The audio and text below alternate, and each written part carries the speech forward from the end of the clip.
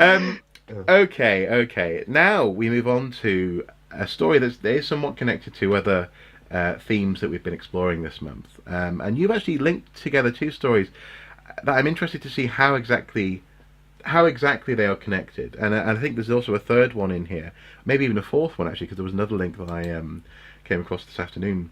Yeah. I shared with you. So, but we're going to start off at least with the news that was in various newspapers, but the only one that wasn't behind a paywall was on the Daily Mail. Don't judge us, people at home. Was U.S. troops looted personal possessions and military artifacts from Afghan site of 19th century British massacre while on deployment in 2009. Now, there's a lot there. Can you possibly explain what's going on there? Well, I need to put a card on the table first of all.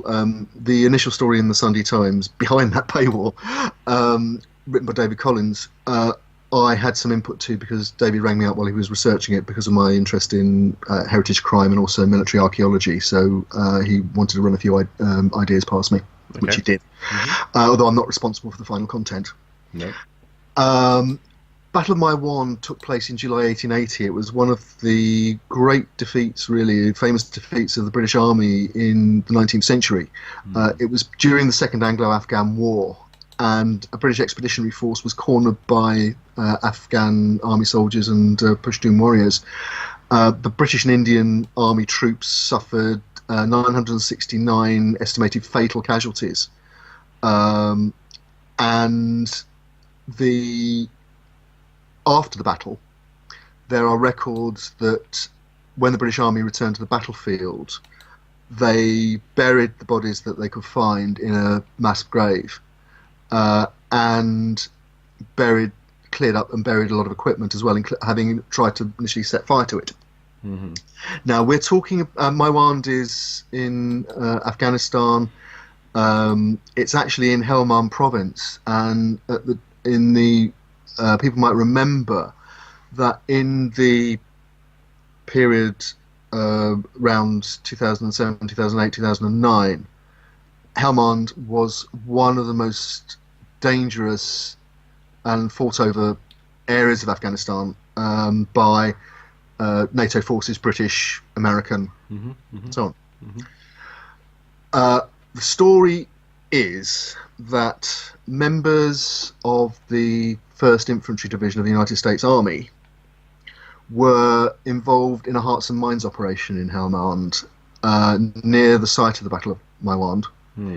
And in the process of digging an irrigation ditch, came across Victorian Army equipment. Right. Yeah. Buried. Yeah. And a photograph subsequently appeared on a website that specialises in Victorian wars, along with an explanation that some of this material had been taken to the USA by one of the soldiers who'd been involved and was put up for sale. Right. Now, it would appear that this was notified to the MOD, if not at the time, in the last few years, but the MOD decided to take no action for whatever reason. And I have to say that given the circumstances at the time, it is not surprising that they didn't want to send in a group of archaeologists to start a major battlefield excavation in Helmand province at the height of the Afghan war. Civil war, or whatever we're going to call it, conflict. It's not technically a war. So we're dealing with a very difficult area in terms of logistics and access for legitimate archaeology. However, the problem is that modern soldiers are subject to things like the Hague Convention, and the United States is a subject of the Hague Convention, which means that heritage material can't be exported without permission from from sovereign territories, and particularly if it's conflict zone. So this was technically material from a conflict zone. It should not have been exported by American soldiers. Now, having said that, I'm not just having a go at the American army here, because British soldiers also undergo heritage and cultural training these days. It's done by the Defence Infrastructure Organisation, which is part of the Ministry of Defence. They look after the training areas on Salisbury Plain and elsewhere, for example. They're the people that build the mock-up Afghan villages that people might have seen in the media a few years ago when soldiers were training to deploy to Afghan.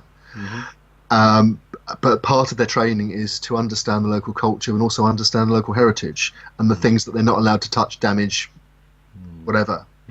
And they should be used to that again, because on places like Salisbury Plain there are notices saying, ancient monument out of bounds, do not dig a foxhole in it. Yeah, but also, don't aim artillery at it. Don't aim artillery at it, absolutely. Don't drive a tank over it. Yeah. So basically, a modern army, soldiers shouldn't do that. However, again, Martini Henry rifles, apparently from the period of the Second Afghan War, popped up at a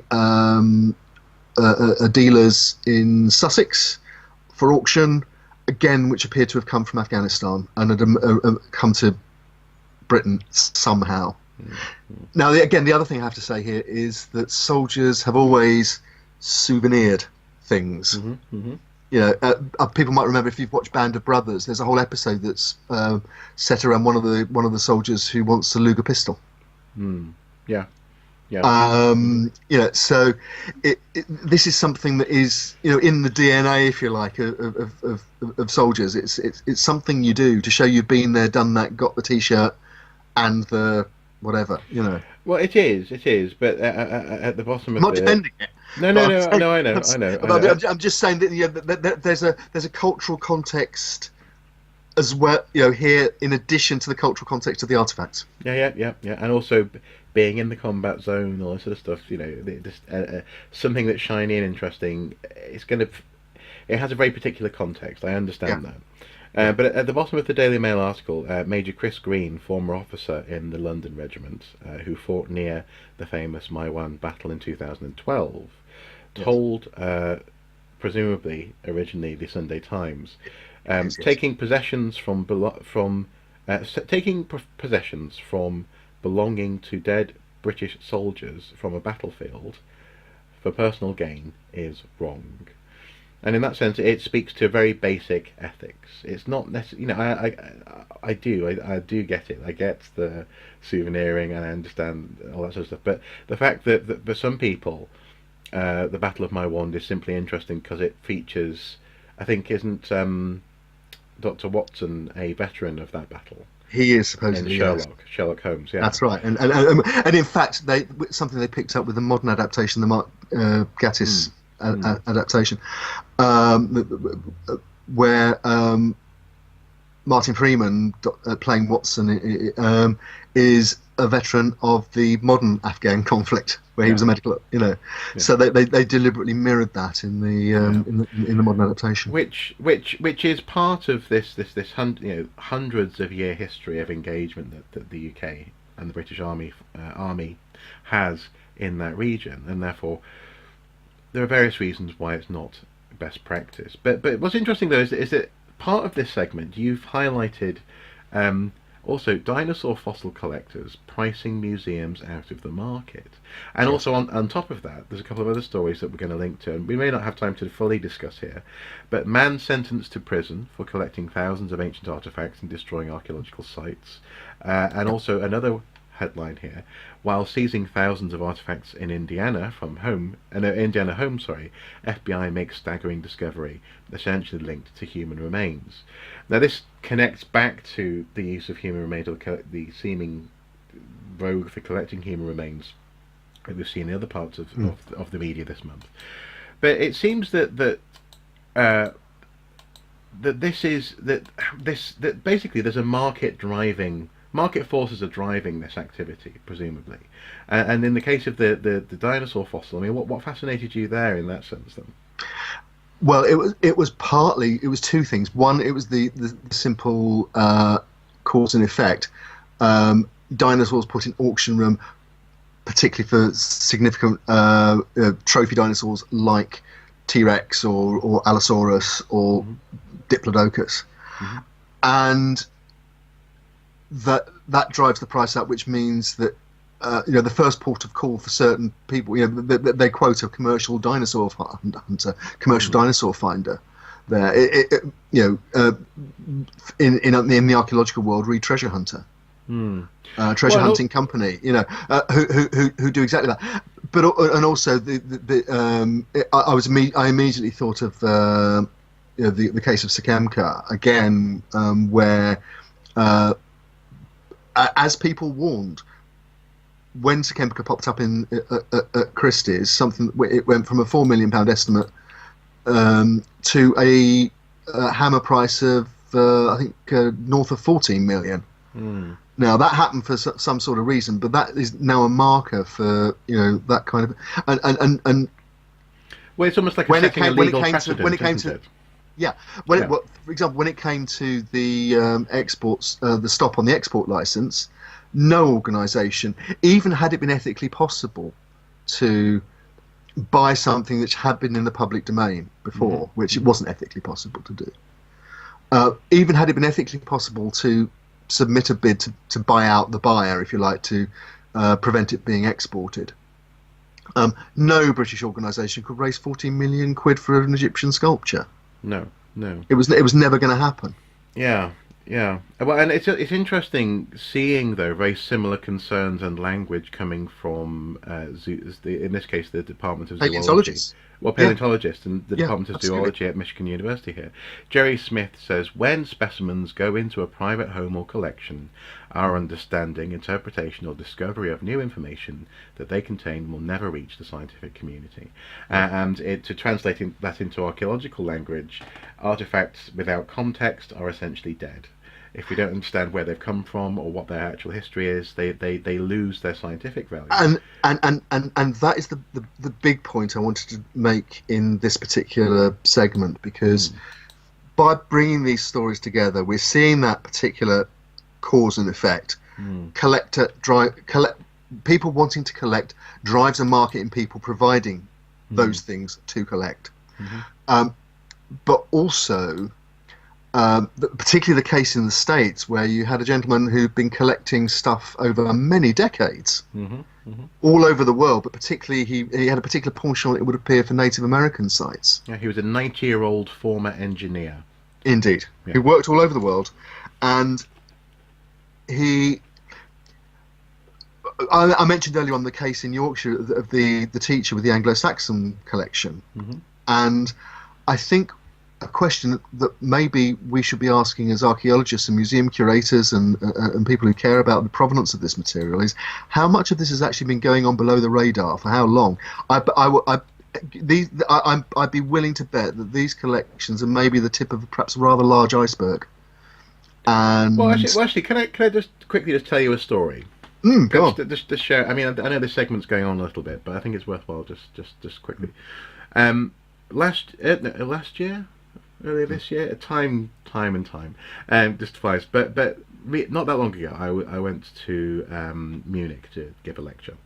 I remember, yeah. And afterwards, we were having dinner with some of the academics and the students, and so I was sat next to, I won't name him, but a fairly well-known silver worker, shall we say. There are a few different people who could fit that description, so I'm not outing him. But we had this conversation where he clearly had a very eclectic interest. He was an older chap, maybe 50 odd years old, and he did an awful lot of travelling and kept on describing archaeological sites to me that I hadn't heard of, but sounded absolutely fascinating. And I was thinking, I should know about this site. I should know about that. And I said, where is that? I mean, has there been any work done there? And he goes, oh, no. And I'm like, what? Okay. Will you share this information with an archaeologist? Oh, no, he says. Because for him, archaeology and that archaeological site is not only a potential site of, a resource, for example, maybe for finding something that could be sold, but also it's an antiquarian hobby. It is something that he can return back to as a little curio. It's his own little portion of the past that as far as he's concerned, belongs to him. And I found myself, obviously, in another country, receiving lots of wonderful foreign hospitality, as it were. I felt very much aware that I was not I'm not at liberty just to be rude. But I found myself really quite affronted by the fact that this guy felt that he could say to an archaeologist who he had just heard a lecture from, "Oh yeah, archaeology, it's basically a plaything, isn't it? And it's my personal plaything." I found that to be really quite insidious, and coming from a fellow academic, I found that quite dark. And I think, and the fact that people who are, people who have their own private personal collections on a much lower level, or sorry, much more of a layperson level, I should say. Sorry, I'm not surprised by. But as you say, it makes you wonder. It makes you wonder how far it goes, and how many people just don't even consider this stuff to be, important enough to actually to treat with respect. Yeah, I mean, I'd make 2 points just to finish off. I mean, I have a similar sort of experience, and I bet many of our colleagues have too. And one of the times I felt most conflicted, I was involved in a community project in the home counties, shall we say, where one particular site was identified on a particular farm, and I said this really needs to be put properly on the HER and properly investigated, because there's potentially something here that needs scheduling. Yeah. And I was told actually we couldn't do that because first of all the farmer would object, and secondly the local metal detecting club, which was working very closely with the archaeological project, would also object because they'd lose their permission. Yeah.